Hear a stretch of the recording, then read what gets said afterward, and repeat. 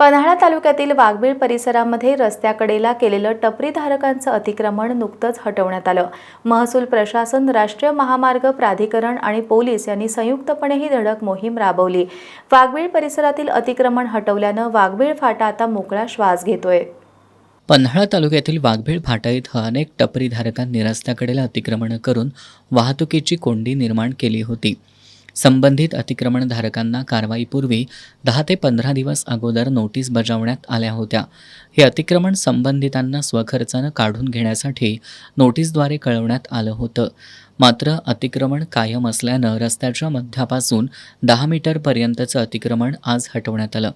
अतिक्रमण महसूल प्रशासन, राष्ट्रीय महामार्ग प्राधिकरण, मेघा इंजिनिअरिंग आणि पोलीस यांनी संयुक्तपणे धडक मोहीम राबवून अतिक्रमण हटवलं। वाहतुकीला अडथळा ठरणाऱ्या एकूण 15 दुकानांच्या अनधिकृत शेडवर JCBनं हातोडा चालवला। वाघबीळ परिसरातील अतिक्रमण हटवल्यानं वाघबीळ फाटा आता मोकळा श्वास घेतोय।